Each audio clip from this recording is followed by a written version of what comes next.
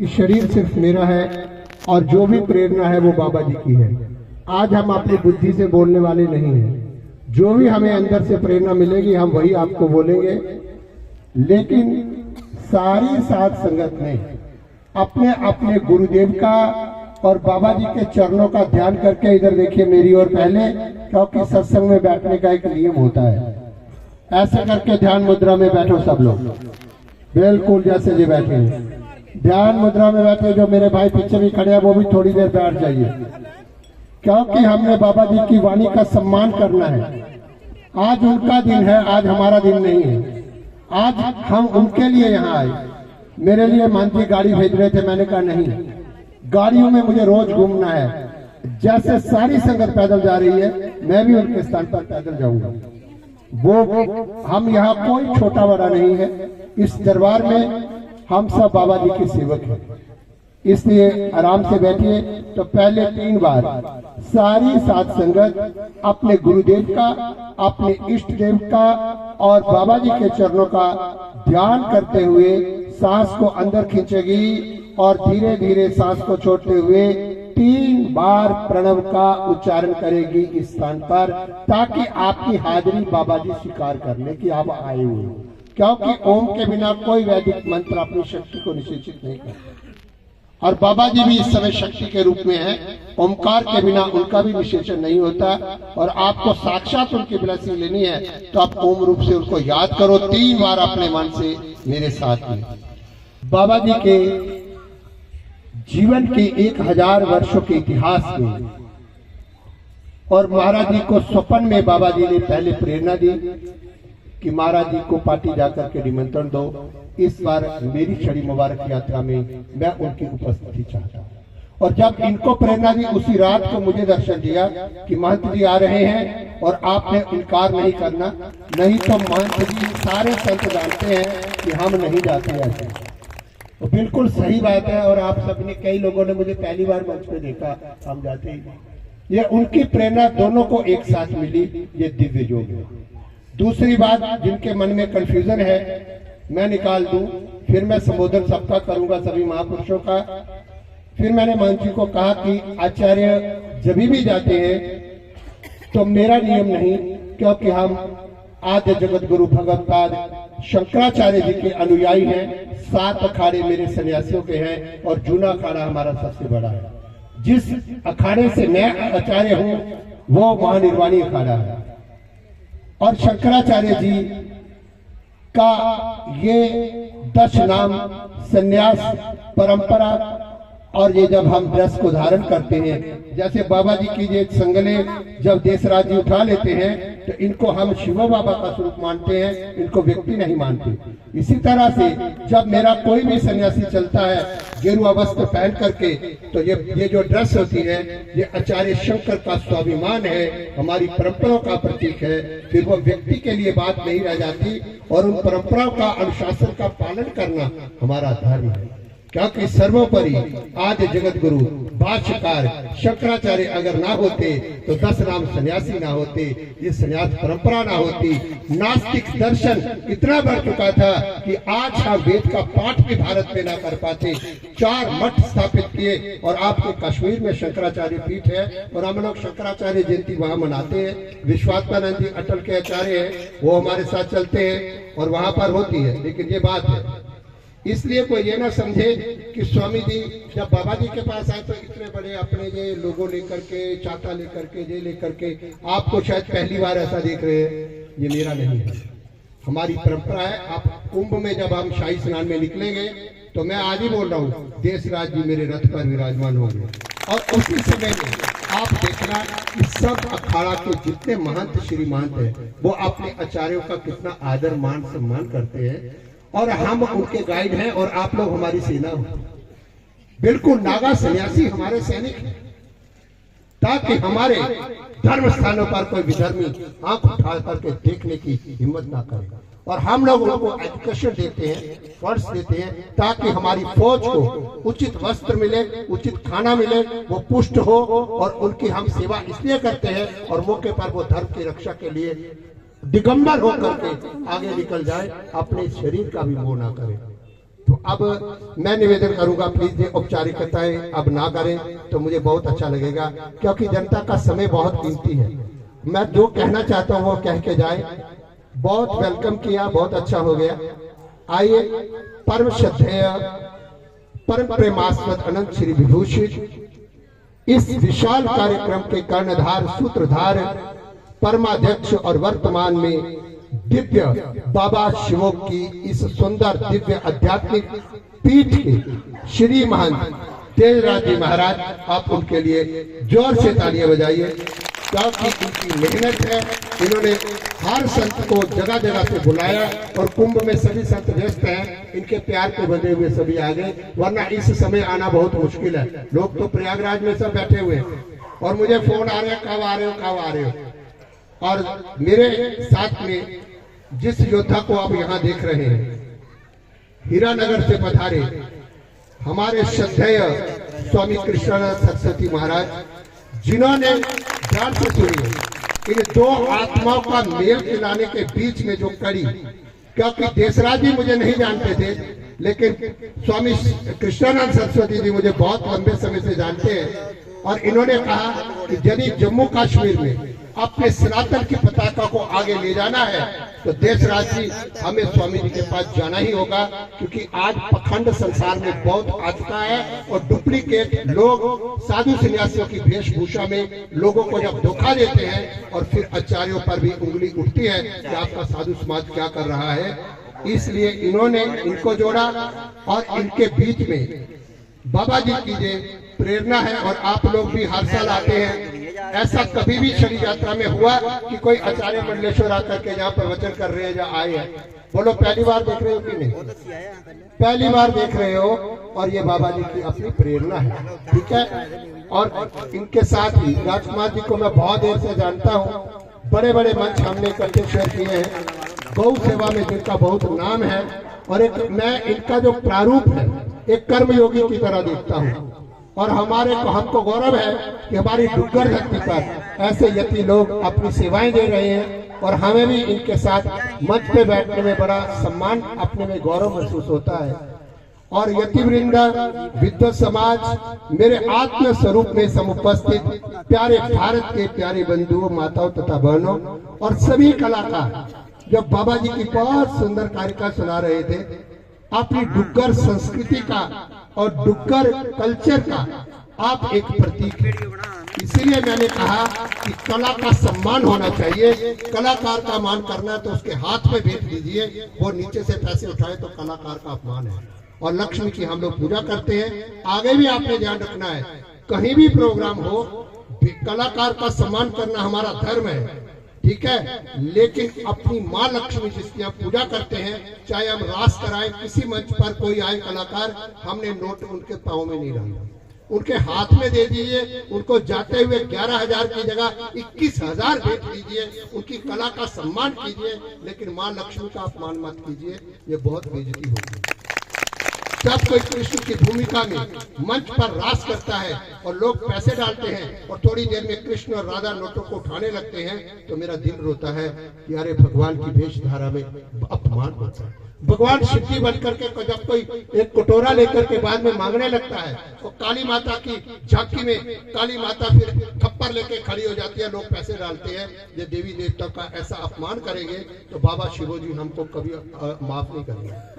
आपने जो देना है उनसे पहले सेट कर दीजिए, उनको 5,000 के 10, 20, 50,000 को कोई बात नहीं, क्योंकि कला का मैं भी समर्थक हूँ। लेकिन जिस तरह से हम करते हैं, कोई बावे वाली माता के हनुमान बन के भीख मांग रहा है, आप लोग रोकते ही नहीं है। हनुमान जी के रूप में कोई भी हो, हनुमान का अपमान है। और यदि उसके कटोरे में पैसा डालने वाला भी उतना ही जुल्मदार है जितना वो देवी देवता की वेशभूषा में भीख मांग रहा है, वो तो अपराधी है ही है, लेकिन उस अपराध को बढ़ावा देने वाला उतना ही जिम्मेवार है। और बहुत सारे लोग मुंह रखनी करने के लिए ये बातें नहीं कहते, इसलिए मैं आपको बोल रहा हूँ। बाकी एक पॉइंट में मुझे कहना है, ये वो स्थान है जहां पर, अगर मैं गलत नहीं हूं तो मंत्री मेरी करेक्शन कर देना, बाबा शिवोजी जिस स्थान पर बैठ करके, ये वही स्थान है, 2 तारा यहीं बजता था ना? बिल्कुल मैं सही हूं, 2 तारा जहां बजाते थे, ठीक है। आज हमने उसका मीनिंग जानना है कि वो दो तारा क्या है। दो तारा हम समझते हैं कि एक म्यूजिकल इंस्ट्रूमेंट है जिसमें दो तारे होती हैं और किसी भी धुन पर उसको बजाया जा सकता है। एक उसका स्थूल मीनिंग है। दो तारा बहुत गहरा है। पहले मैं बाबा शिवो जी के लिए और उनके माता पिता के लिए अपना सर झुका करके प्रणाम करूंगा और शास्त्र का एक वाक्य बोलूंगा। कुलम पवित्रम जननी कीर्तार्था वसुंधरा पुण्यवती चतेना अपार सच्चित सुख सागरे अस्मिन दृष्टे परे ब्रह्मणि यस्य चेता। कुलम पवित्रम जननी जने तो भक्त जन या दाता या शूर, नहीं तो जननी भाज रह जाए काहे गवावे नूर। बात अच्छी लगे तो समर्थन कीजिए। कुलम पवित्रम, ये जा रहा है कहाँ? अभी जोत जाएगी, बाबा जी माँ बाप से मिलेंगे, लेकिन मैं उनकी जननी और उनके पिताजी के चरणों में प्रणाम कर रहा हूँ। कुलम पवित्रम, शास्त्र कहता है जब किसी जननी के गर्भ से कोई गति सती पैदा होता है तो माँ की कोख धन्य हो जाती है, उसका कुल पवित्र हो जाता है, उसकी पीढ़ियां पवित्र हो जाती हैं। और जिस धरती पर वो महापुरुष, ये भी याद रखना, उन यतियों का जन्म नहीं होता, वो अवतार लेते हैं। और जिस धरती पर ऐसी महान विभूति का अवतार होता है वो वसुंधरा पुण्यवती चते ना, ये धरती भी पुण्यवती है, क्योंकि पावन चरण ऐसी महान हस्ती के जिस धरा पर पड़े। तीर्थी कुर्वन्ति इति तीर्थाः, जो खुद भी पवित्र है दूसरों को भी पवित्र करता है, उसको तीर्थ कहते हैं। हमारा अपार सच्चित, जिनका ध्यान पैदा होते ही जिनकी वृत्ति उस अखंड सत्य में लगती है, वो दो तारा बजाते हुए इतने मस्त हो जाते हैं, वो नहीं जानते कौन उनके पक्ष में है, कौन विपक्ष में है, कौन अपना है, कौन बेगाना है। और उस मस्ती में वो दीवाने ये भी भूल जाते हैं कि मेरे सामने कोई स्त्री खड़ी है, कोई पुरुष खड़ा है, क्योंकि देह अध्यास ही वो मस्ती थी बाबा शिवो में। और यदि मैं संधि कर दूं बाबा शिव, शिव शब्द को अकेला लिखूं तो सीधा शिव बन जाता है। शंकरोति इति शिवः, जो सबका कल्याण करते हैं, उनका जन्म अवतार कल्याण के लिए, उनका जीवन कल्याण के लिए, उनका चले जाना कल्याण के लिए। शहीदों की मदारों पर लगेंगे हर वर्ष मेले, उनकी याद का बस वही एक निशान बाकी होगा। 1000 वर्ष बीत गए उस घटना को, लेकिन आज भी जैसे वो हमें अपने जीवन काल में मदमस्त करते थे, लंबी लंबी कतारें, सर झुकाना, याद रखना, सजदा किया नहीं जाता, सजदा हो जाता है, सर झुकाया नहीं जाता, सर झुक जाता है। सुराई खुद ब खुद झुकती है जब जाम पास होता है। अब मेन पॉइंट पर मैं आ जाता हूं। उनके माँ बाप के चरणों में प्रणाम है। शिव कौन है? और यदि मैं अथर्ववेद के माध्यम से शिव की व्याख्या करूं तो उन्होंने कहा अयम आत्मा ब्रह्मा स्वयं आत्मा चतुष्पाद एष सर्वेश्वरः एष सर्वज्ञः। और फिर बोला शिव को न अदृष्टम। अब मैं थोड़ा कम कर रहा हूं क्योंकि समय जा रहा है और मैटर बहुत है, इसलिए समय का उल्लंघन ना हो जाए। अदृष्टम अव्यवहार्यम अग्राह्यम अलक्षणम। अब जब एक देश मध्य प्रत्यसारम एकम अद्वैतम शिवः चतुर्थ मन्यते स आत्मा स वो शिव है। ना तत्र चक्षुर गच्छति ना वाक् गच्छति ना मनो, वो शिव है। और उस शिव अपने आप में ही एक ज्योत है, मंगलमयी है, देवादि देव है। बाबा शिवो शंकर साक्षात भगवान शिव के अवतार थे, इसमें कोई दो राय नहीं। और दो तारा क्या है? ध्यान से सुनिए। आपने अमरनाथ गुफा का नाम सुना? यात्रा चलती है कि अच्छा, पार्वती के संग वहां भगवान शिव क्या करने गए थे? अरे बोलिए बोलिए। माँ पार्वती को लेकर के उस गुफा में एकांत में भगवान शिव क्या करने गए थे? अमर कथा सुनाने गए थे। अरे मूर्ख बोलो जल्दी, समय भाग रहा है। जब मैं मूर्ख कहूंगा ना तो समझ लेना आप मेरे लाडले हो, और जब मैं शाबाशी दूंगा समझ लेना मैंने आपको छोड़ दिया, और जब मैं क्रोध करूंगा समझ लेना मैं आपको अपना हूं, और जिस दिन मैं क्रोध करना छोड़ दूंगा समझ लेना स्वामी जी ने हमारा त्याग कर दिया। ये कोई सोचे ना कि बाबे ने उधर रगड़ा डाल दिया था। फिर कितना बड़ी पप्पी ली थी वो भी देखना, इसकी गाल में अभी 4 दिन तक जख्म होता रहेगा। मैंने दांत भी थोड़ा सा लगा दिया, क्योंकि रास्ता दिखाना हमारा काम है। परंपराएं टूट रही हैं। आज याद रखना, मैं बायोग्राफी संतों की पढ़, कैसी दिव्य परंपरा थी कुंभ की, मैं आश्रमों में देखता हूँ। आज मठ बहुत है, पैसा बहुत है, आचार्य बहुत है, मंडलेश्वर बहुत है, लेकिन जिस स्वाध्याय परंपरा के लिए मंडलेश्वर बनाया गया, कौन से आश्रम में आज स्वाध्याय होता है? स्वाध्याय प्रवचनाभ्याम मां प्रमदितव्यम एवं परंपरा प्राप्तम इमं राजर्षियो विदुः सकाले ने हमाता योगो नष्टः परं तपा इमं विवस्वते योगं। ध्यान से सुनना, अब मैं एक पॉइंट पा रहा हूं। इमं विवस्वते योगं प्रोक्तवान हम अव्ययम विवस्वान मन में प्राह मनुरिक्ष्वा के ब्रवीत। और एवं परंपरा प्राप्तम इमं राजर्षियो विदुः सकाले ने हमाता योगो नष्ट परं तप भक्तवासी में सखा चेती रास्ते हित दोस्तम। अब जरा ध्यान से सुनिए, मैं हिंदी में बताता हूँ। भगवान ने कहा, और बाबा शिव कहाँ है? वो कृष्ण भी है, वो राम भी है, वो शिव भी है, वो सीता भी है, वो आद्या शक्ति लक्ष्मी सरस्वती माँ पार्वती गौरी सब कुछ है। वो बंधु भी है, वो सखा भी है, वो मित्र भी है, वो भाई भी है, वो स्वामी भी है, वो अधिष्ठान भी है वेदांत की भाषा में, और वो अध्यास भी है वेदांत की भाषा में। वो जड़ भी स्वयं है और वो चेतन भी स्वयं है, अगर मैं वेदांत की भाषा में बोल रहा हूं तो। ध्यान से सुनिएगा मेरी बात को। आपने दो कहने लगा, दो तारा शिव, दो बातें हैं, एक है शिव और एक है शक्ति। कितने हुए? अब दो तारे पर ध्यान दीजिए, एक है शिव, एक है शक्ति। और शिव शब्द जब आप लिखते हैं, अगर उसमें से इकार निकाल दो तो क्या बन जाएगा जी? ई की मात्रा को निकालो भला, क्या बनेगा? अरे जल्दी, कायदा तो पड़ा होगा। दो तारा। उन्होंने कहा मैं अकेला नहीं हूं, मेरे साथ मेरी चेतना शक्ति भी है। दो तारा बजाया, लेकिन समझने वाले समझ ही नहीं पाए। देने वाले तूने कमी ना की, लेकिन उन मूर्खों को क्या कहूं जिन्होंने उनके साथ द्रोह कर दिया। आज भी याद रखना, ये बाबा शिवों के जमाने में 1000 साल पहले हुआ। आज भी जो तत्ववेता है, विद्वान है, आचार्य है, उनकी कौन बात पूछता है? और जो पखंडी हैं उनके पीछे तो क्या क्या होता है, क्या क्या नहीं होता। आज आपको पता भी नहीं चलता कि कौन क्या है। आज विद्या का मूल्य नहीं जानता। आप जितना मर्जी जितना बड़ा तमाशा करो, आप उतने बड़े गुरु हो महाराज। आज आपके उपदेश कौन सुन रहा है? गीता कौन सुन रहा है? लेकिन ध्यान से सुनना, दो तारा शिव और शक्ति दोनों यहाँ विराजमान।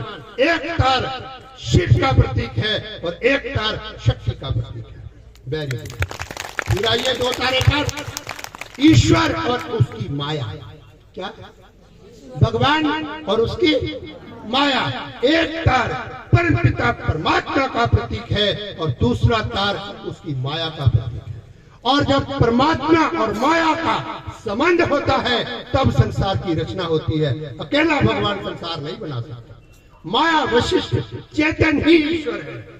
अकेला ब्रह्म कुछ भी रचना नहीं कर सकता। तीसरी बात, दो तारा। जब मैं वेदांत की भाषा में दो तारे पर दृष्टि डालूंगा, जीव और ब्रह्म। जीव अपने स्वरूप को नहीं जानता और ब्रह्म चेतना उसका स्वरूप है। पहला शिव शक्ति, दूसरा भगवान और उसकी माया, तीसरा जीव और ब्रह्मा। क्या? और चौथा बताऊं, दो तारा देवता और उसका सेवक। दो। बाबा शिव महाराज। और फिर और अर्थ करूं, गुरु और सामने बैठा शिष्य, वहां भी दो है। तू मुझे देख, मैं तुझे देखूं। बाबा शिव कह रहे हैं अभी आकर के यहाँ, हे संगत, तू मुझे देख, मैं तुझे देखूं। देखा देखत ऐसा देख, मिट जाए दो, रह जाए एक। बोलिए ऐसे तत्व वेदा तत्व में विलीन 2 तारा हाथ लेकर के 18 पुराण उन्होंने गा करके रहस्य बता दिया, 6 शास्त्र का रहस्य बता दिया, 4 वेदों का रहस्य बता दिया। 1 मिनट अभी ठहर जाओ, मैं बताऊंगा। उन्होंने तत्वमसी महावाक्य का रहस्य बता दिया, प्रज्ञानम ब्रह्म का रहस्य बता दिया, और उन्होंने अयम आत्मा ब्रह्म का रहस्य बता दिया। उन्होंने सारा रहस्य बता दिया। और बात यह है कि अगर उल्लू को सूरज का दर्शन ना हो तो ये सूर्य देवता का कोई दोष नहीं, ये उल्लू को अपनी आंख का है। जिन्होंने हमारे बाबा से द्रोह किया भुगत रहे हैं, भुगतते रहेंगे अनंत काल तक। जो इनके चरणों में आए आशीर्वाद मिल रहा है, मिलता रहेगा अनंत काल तक। और उन्हीं की प्रेरणा से अगर आज मैं जहां बोल रहा हूं और इतने वैदिक मंत्र छोटे छोटे शब्दों में हमने बोल दिए, महावाक्य भी, तो ये याद रखना, ये धरती पुनर्जीवित हो गई। और एक बात और, मैं उनके चरणों में यही निवेदन करके यहाँ से जा रहा हूँ कि मेरा और देशराज जी का ये रिश्ता कभी न टूटे। बहुत आएंगे देशराज जी बताने वाले कि आपको छड़ी से पीछे लेकर के देखो उसने आपको टोटा कर दिया। बहुत सारी बातें होंगी कि छड़ी पीछे महंत नहीं जा सकता, ये कैसे हुआ, पहली बार अपनी यात्रा छोड़नी पड़ी। बहुत लोग इसमें जहर घोलेंगे, लेकिन आपने डट के रहना है। मेरी वफा पे यकीन करना, लाख बातें करे रहे जमाना, कभी नहीं डंडा लेके रार निकाल के भी पीट दूं ना, तब भी सोचना, लोगों को कहना कि मेरे स्वामी जी अगर मुझे पीट रहे हैं तो दर्द तुम्हें क्यों हो रहा है। बस चिप निकालने के लिए तो मैं गया हूँ, अगर मेरा चिप ही नहीं होता तो उनके पास क्या करना था। अब गाड़ी खराब थी तो तभी गैरेज में गई, अगर पहले ही थोड़ी होती। मैं आपको छोटा नहीं कर रहा, ये हाथ जोड़ने वाला हमेशा बड़ा होता है, सर झुकाने वाला हमेशा बड़ा होता है। आप बड़े हैं, बड़े रहेंगे, आपका गौरव। और ये भी याद रखना, मैं आशीर्वाद देते जा रहा हूँ, कुछ बात है कि हस्ती कभी नहीं मिटा सकता कोई देशराज जी तुम्हारी, चाहे सारा जमाना दुश्मन हो जाएगा। जब बाबा जी का हाथ आपके सिर पर है, वो तो है ही है, और जिंदे बाबे ने आपकी बात हो लीजिए तो जिंदा जानता है, अभी बैठा हुआ, तो फिर क्या होगा। तो 2 शक्तियों का ये मेल, और बहुत लोगों को आने वाले समय में पचेगा नहीं। बिछोड़ा डालने वाले बहुत आएंगे, बातें बनाने वाले बहुत आएंगे, लेकिन मैं क्षमा चाहता हूँ कि पता क्या, अगर हम सन्यासी आचार्य होकर के अगर किसी से कहीं भूल हो रही है और बाद में उसका बहुत बड़ा दंड उसको भोगना पड़े, तो उसका मतलब है उसी समय अगर उसको सुधार ले तो समझ लो आगे। देखो, हमने अगर गलत किया, पंडित जी आप लोग विद्वान हैं और परंपरा है, सन्यासी का गौरव, आचार्य का गौरव हमें समझना होगा, क्योंकि हमारे साथ हजारों यंग चल रहे हैं। हमने यंग्स को मैसेज देना है, और वो सोचेंगे वर्ष कुछ नहीं, यही है। तो इसलिए जो मैंने हार्ड किया मैं यहीं छोड़ के जा रहा हूं, जो मैंने प्यार किया वो सदा मेरे साथ रहेगा, हमेशा रहेगा। आप आदरणीय हैं, समाज के आदरणीय ही रहेंगे। जो बच्चा माँ बाप के आगे सर झुकाता है वो सारे संसार के लिए आदरणीय होता है।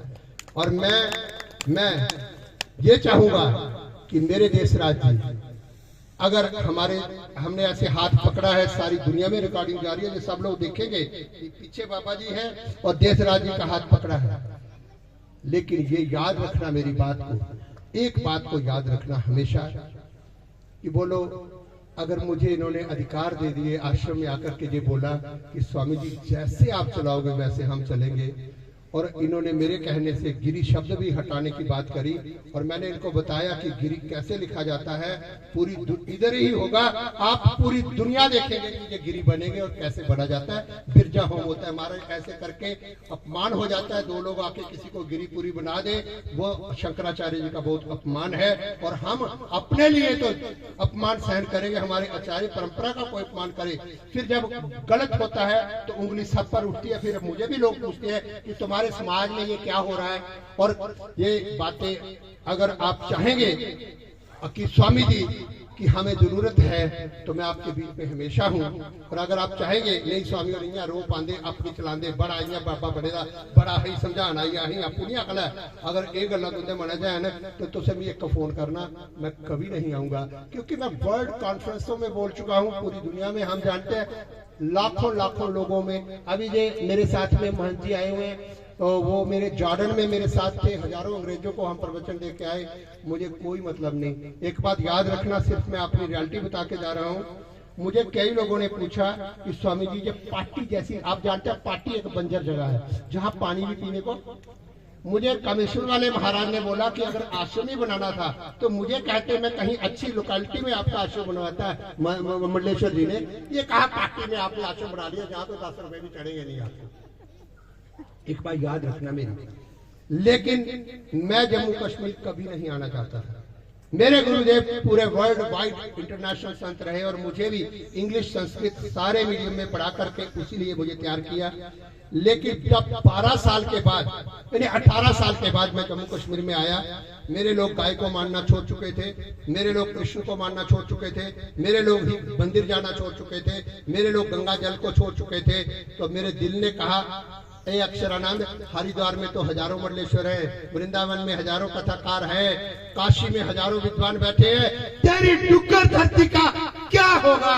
क्या ये ऐसे ही अनाथ रह जाएगी? जिन्हें नाई चले ओदे नाल चले। और इसलिए जहाँ के इतिहास में पहली बार, और सुन लो, कुंभ के इतिहास में पहली बार, ये इसलिए मैं लेके आया हूँ, आपके जम्मू कश्मीर का बैनर चलेगा और आपके जम्मू कश्मीर से कोई मंडलेश्वर प्रतिनिधि होगा। अखाड़ों का एक प्रतिनिधि होते हैं हम अखाड़ों के, और कितना गौरव होता है कभी जम्मू कश्मीर का कोई बैठे। और मुझे अगर आपका प्यार चाहिए, मोहब्बत चाहिए, अपनापन चाहिए, और अगर पैसे के लिए जीना हो तो आज भी एक लेक्चर का हमें 2 लाख आराम से मिलता है। हम पीजी को आज भी लेक्चर देते हैं, बड़े बड़े स्कॉलर्स को लेक्चर देते हैं, पैसे के लिए नहीं। एक बात महंत जी के लिए, आपके रिश्ते के लिए, सभी के लिए मैं कह रहा हूँ, कलाकार मैं अपने आश्रम में बुलाऊंगा आपको। अगर टाइम हो कुंभ में आइए, आपको बड़े बड़े मंचों पर मैं लेके जाऊंगा, आपकी जय जयकार हो, विदेशों में आपके कार्यक्रम हो, यहीं तक कि क्यों छोटा सा दायरे में आप सीमित रहे। एक बात को कह के मैं अपनी वाणी को विराम देता हूँ। कितना मजा आया पिन ड्रॉप साइलेंस, मुझे यात्रा बहुत अच्छी लगी। थोड़ा सा प्रोटोकॉल का भंग हुआ, अगर उस चैप्टर को मैं भूल जाऊं, यात्रा बहुत अच्छी लगी। बाबा जी ने स्वयं मुझे अपने चरणों में बुलाया, मत्था टेकने का मौका दिया। आप भोली वाली डुग्गर देश की मेरी माता बहनों का, जनता जनार्दन का दर्शन देने का मौका दिया। इतने अच्छे अच्छे विद्वान आचार्यों के साथ मिलने का मौका दिया। राजकुमार और एक विभूति जहाँ छुप के बैठी है हमारे राकेश जी, ये दिखते नहीं है।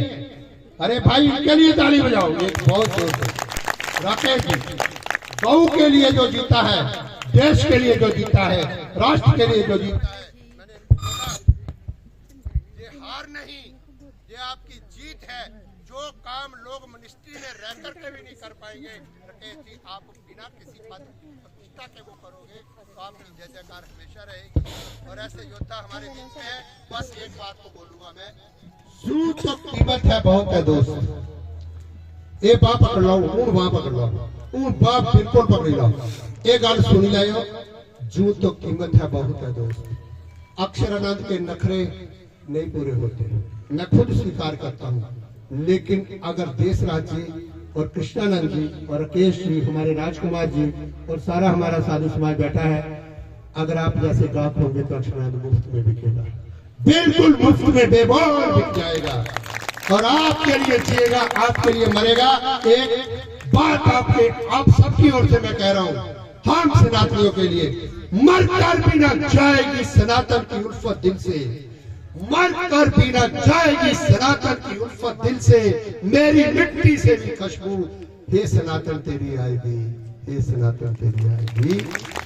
ओम शांति शांति शांति।